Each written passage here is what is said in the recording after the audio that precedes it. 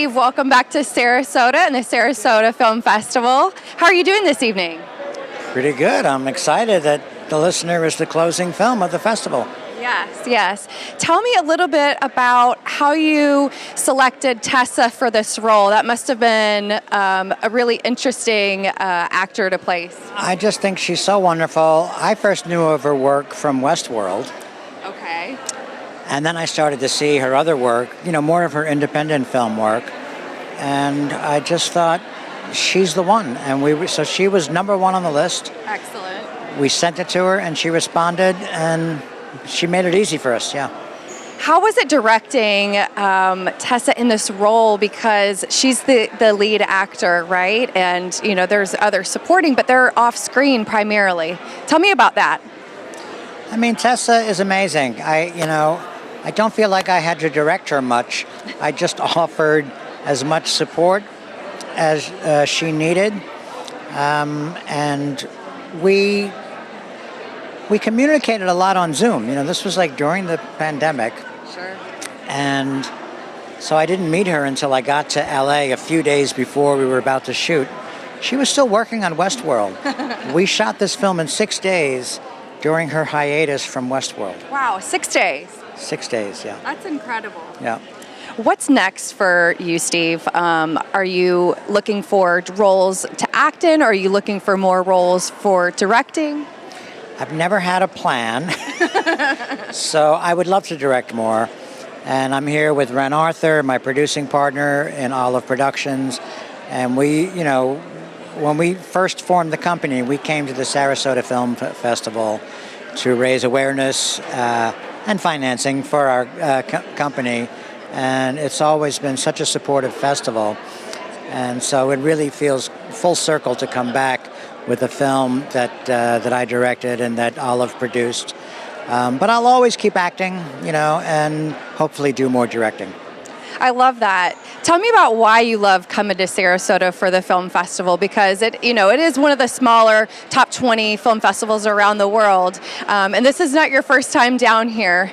So we love when you come down here and share your films. Well, I just think film festivals are so important because with a film like ours and many other independent films, it's very hard to get distribution, right? So a lot of them go, if you're lucky, they go straight to streaming. Sure.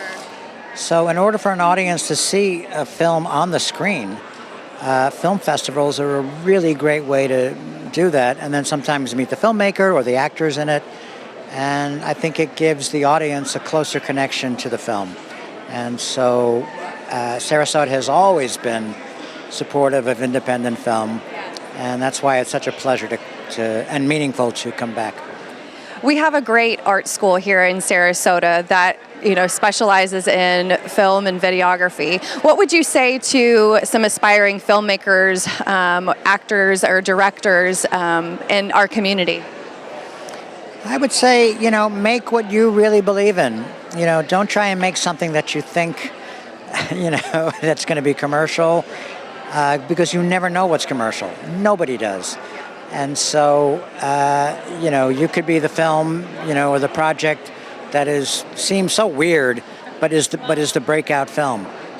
So just do what you really believe in. Do what your heart tells you, and find like-minded people who believe in it, and help them out, and they'll help you out, and just do what you love. Wonderful advice. Thank you, Steve. Thank you. Appreciate it. Yeah. Thanks.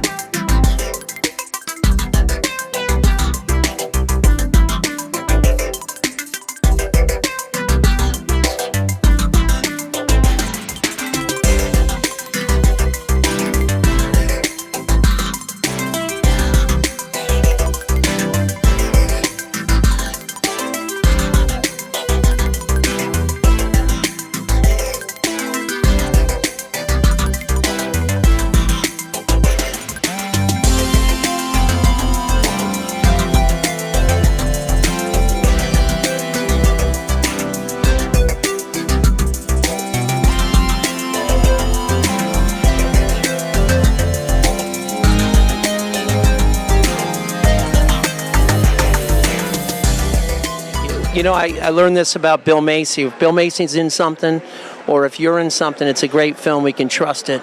I was talking to John Hirschfeld from 2 Days in the Valley. We were talking about Pine Barrens, about your directing. Still one of my favorite Sopranos. You work with the Coen brothers. You work with Tarantino. What did they teach you about directing? It's all about, I think, creating an atmosphere on set where people can do their best work. So that's what any director, I feel like, that's part of the job, is to, encourage people, collaborate, and it doesn't take away from your vision. The people you mentioned, the Coen brothers, Tarantino, they're so unique, but they still make you feel like you're part of the process. Tell me about The Listener. I'm so excited to see it. I love all your work. You're, of course, Boardwalk Empire, kind of like the pinnacle for you, the top where people have met and known you. But tell me about this film tonight you were premiering.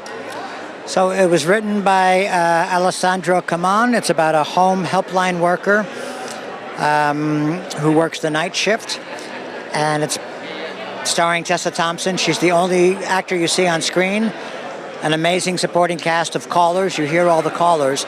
And it's about her journey through the night and why she does what she does and how she navigates all these calls. Share a little bit, if you could, about I love so much The Sopranos and your work in it and the whole cast and crew. What was that like with Jimmy? Died too damn young. Gandolfini, you and him. Tell me a little. Oh, he was the best. He was just such a, he just had great instincts as an actor, and he was so committed to that part. And it wasn't easy. I think it took a lot out of him. But you can't imagine anybody else playing that role. And he was a sweetheart. Some of your heroes growing up in the industry, and then one of the things I've always respected about you is your work with the fire, being a fireman in New York City, and your stance on that. You're even a better person than you are a great talent. Some of your heroes that made you want to be in this business. Well, I've gotten to work with some of them, like Al Pacino. I did a play with years ago, and I was an usher at a movie theater when Dog Day Afternoon came out. Thank you so. I got to see him and John Cassell so much, and I love them. Johnny Cassell died too young. Thank you so much for your time. Good luck tonight. Break a leg. Thank you. And give me one word on the beats, the beat poets. What do they mean to you? Oh man, they were like Kerouac, William Burroughs. Oh, I love it. Yeah, Allen Ginsberg. They changed everything. Break a leg tonight. Thank you. Thanks, Steve. Steve.